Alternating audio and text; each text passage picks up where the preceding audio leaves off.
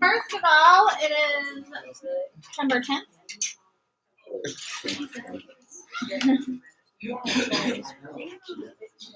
And you have a test coming up. You have a test on systems on Monday. And that's always important to know. That is when your next test is. It's a big test. It's a test you could get 100% on if you take the time to solve the system entirely and check your answers. Check in by plugging in the x and the y values and checking both equations for balance, making sure it's a true statement. So we're going to do a little more checking today. We have notes today and new notes tomorrow, and that's it. Thursday and Friday will be review days. You'll take your review home, finish them on the weekend, study over the weekend. Monday tests can be rough because if you don't study, you've got 2 days to forget the stuff, right? So it would have been on Friday, except that we have a half day. So that's okay. All right. This is going to be, CP 27 today. I feel like I wanted to say something else, but I can't remember now. Oh, and I'm going to collect your notes. I'm going to collect your notes for grading, because I am grading your notes.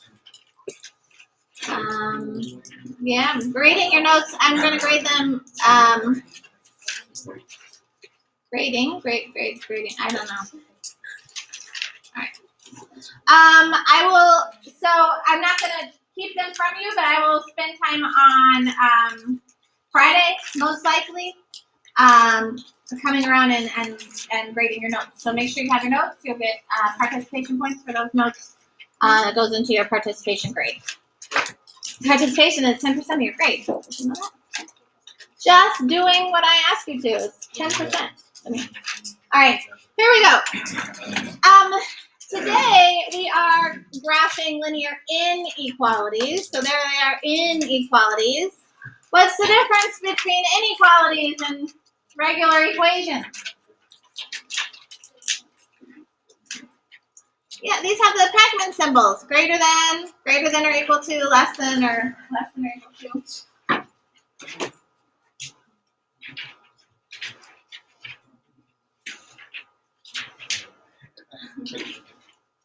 All right. And so when we graph inequalities, it's not just a line anymore. There's whole areas that are ring true, so to speak, okay? So when we are graphing linear inequalities, we have to do not only graphing a line, which works the same as graphing a regular old line. We have to decide, is the line going to be solid or dotted, and do we shade above or below? So anytime you have inequalities, you have shading to do.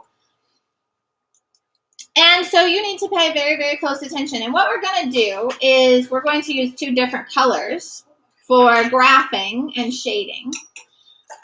So my first line here is x is, what's this symbol if you were to read, starting with the x? X is greater than -2. Very good. It's really important that you can read that correctly.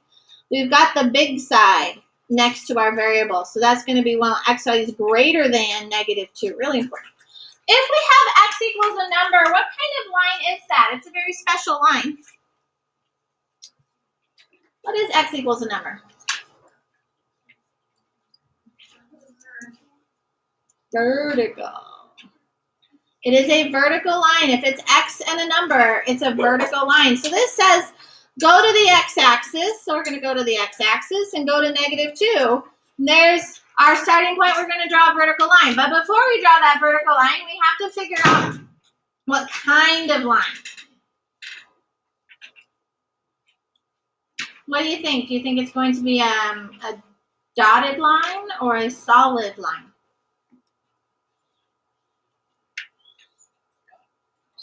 It's dotted. Yeah, it's a dotted line. The reason it's dotted is because our symbol is simply greater than or less than. That's a Normally, when we were graphing inequalities, it would be an open circle, right? If you were graphing on a number line, you do an open circle. We want an open type of line, and that's going to be a sort of dashed or dotted line. So I'm going to go ahead and do a dotted, dashed line, whatever word you want to use. Vertical line, a dashed vertical line. It's an open line. It means it's not part of the solution. We can get close to it, but not including that line. And then we have to shade. So for every line, you must graph the line, decide if it's a solid or dotted line, and then shade above or below. On this one, we want x values greater than -2.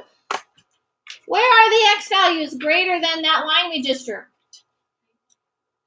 You think it's to the left or to the right? To the right. Greater than x values are over here where we have like +10 and +20 and +30. These are the small x values, -10, -20, -30. So we want x values that are greater than -2. So we're going to shade to the right of this line. And you can just shade lightly.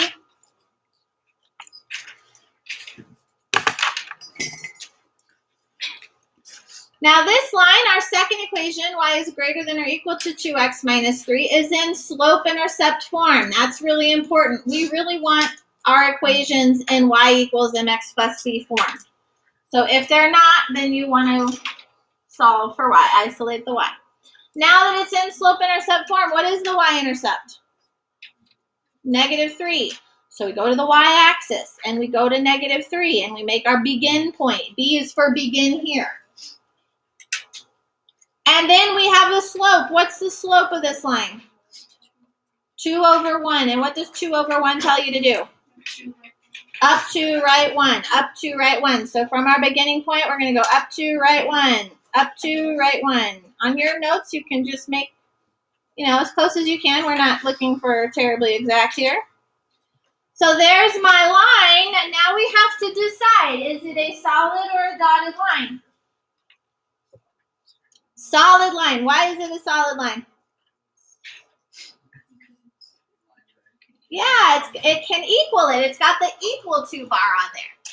Anytime we have equals, it's solid. It's a solid line. So this is allowed to equal it. So we want a nice solid line, just like we would have used a solid dot before. So here is my line. It's a solid line. And now we have to decide, do we shade above or shade below the line? And I like to use that wording above. That's up here. Versus shade below, which would be underneath the line. And we get that by reading what we have here. Y values, we want y values greater than my line. Greater than, where is greater than my line? Yeah, above. So we're going to shade up here above our line. Just going to do like this. Shading above that line, that pink line. So where's the solution? Where they intersect. Yeah, the space that works for both. So what you need to do is really darken in so we can really see here is the overlapping region. This is the region that works for both. So this sort of little pizza wedge here, that is the solution region. How many ordered pairs are in that solution region? An infinite number of ordered pairs. It goes on forever, doesn't it? Now, what we want to be able to do then is actually test some points. If you want to guarantee yourself 100%, you're going to test a point. So we want to choose a point in that shaded, that dark region. What's a really nice point that we could pick?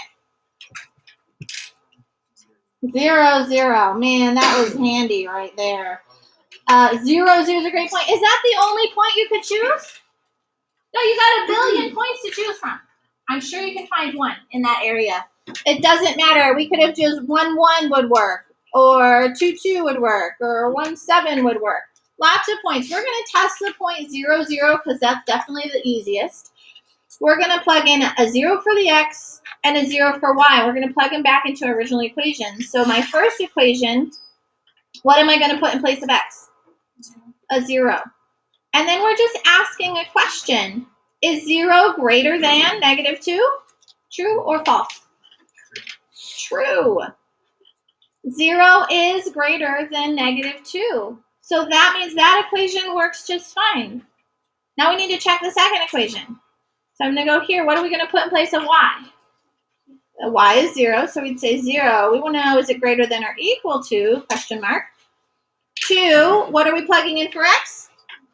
Plugging in the 0 for x, -3. I'm going to clean this up on the right-hand side. 2 times 0 is 0, and 0 minus 3 is -3. So we're questioning, is 0 greater than or equal to -3? True or false? True statement. That means it works. We've checked both equations, and we have now verified that our solution region is correct. Okay, so easy to plug in and just, is it true or false? That's the question. All right. All right. So second equation here, right here. Y is less than, rather, 3x minus 4.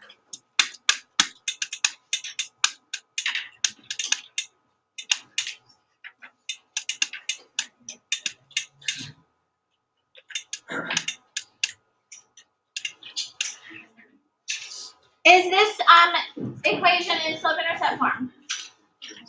The top one is. Very good. This first one is in lovely form for us, so that makes it easier to start. Where are we going to begin? Where do we begin? -4. B for begin, so we're going to begin at -4 on the y-axis. And what is the slope?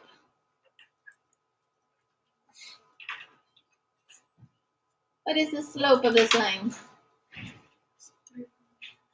3 over 1. What does 3 over 1 mean? Up 3, right 1. So we're going to go up 1, 2, 3, right 1. Up 1, 2, 3, right 1. 1, 2, 3. So I've got some points for a line. Then we need to decide, is it going to be a solid or dotted line? Why is it dotted or dashed? What tells us if it's dashed or solid? It's just greater than or less than. There's no extra equal bar. If it was equal to, we use a solid. All right, so this is a dashed line. So I'm going to make sure it's a nice long line.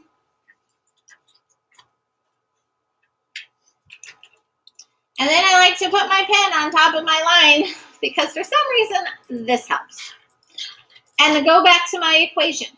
And it says we want y values. What's this symbol? Less than the line. Don't say all the gibberish, just say the line. We want y values less than the line. Well, where is less than? Below the line. Below the line, down below. Okay? Solid or dotted, above or below? That's the question. All right. Is our second equation in the form that we want it in? No, it is not. So we need to isolate the y. What should we do first? Subtract the x. Subtract the x. So then we have what left over?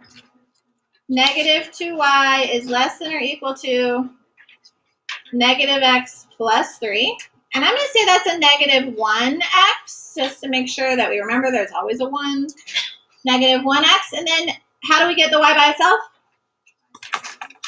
Divide everything by -2. Divide, divide, divide. What do you have to do with inequalities when you multiply or divide by negative? Gotta flip the inequality. Really important. That's the thing most people miss on tests. When we multiply or divide, we must flip the inequality. So that's going to become y is greater than or equal to 1/2 x. Negative divided by negative, positive 1/2 x. And 3 divided by negative 2, negative 3/2. I'm going to go ahead and just make that a decimal so that's a little bit easier for us to plot on our graph. So I'm going to say 3/2 is 1.5. And so here's my line that I'm going to graph. Where do we begin?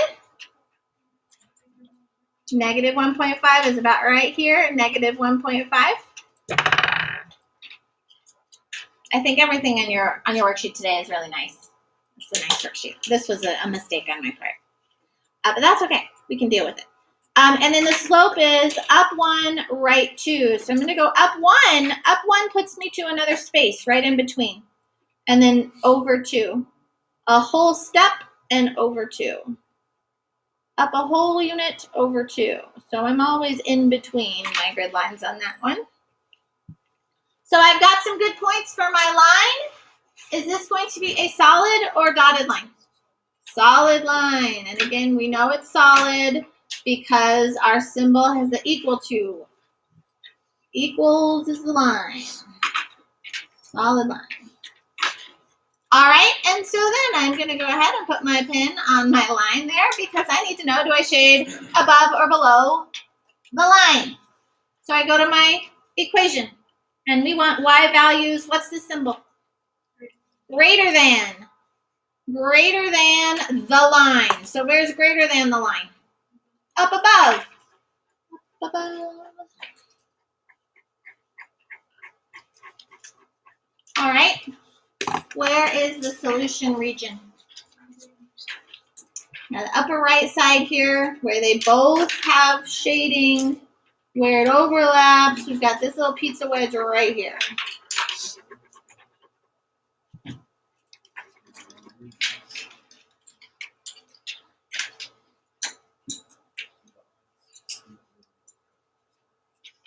Okay? Again, could you test a point? You absolutely could test a point. Maybe like, I don't know, 3-1 would be a good test point, or 6-5. Lots of points to choose from. An infinite number of points that you could plug in and double check. All right, I'm not going to do that at this time. Questions so far? We're going to skip C and just do D. Skip that one. We're just going to do letter D.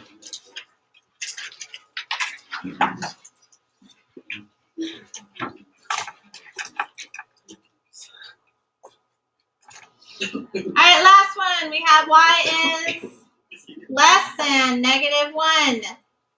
This is a special case line. What kind of line is y equals the number? Horizontal.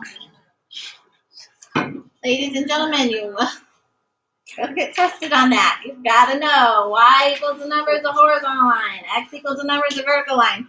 So this says go to the y-axis and go to -1. Put a point and draw a horizontal line. Is that going to be a solid line or a dotted line? Dotted line, dotted, dashed line. So I'm going to do a dashed horizontal line. And then we have to decide, do we shade above or shade below? What do you think?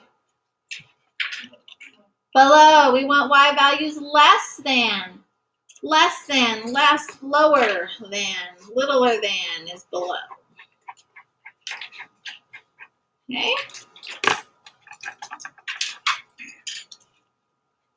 All right, second equation. Is it in a good form? Not a good form for us right now. So what should we do to isolate y?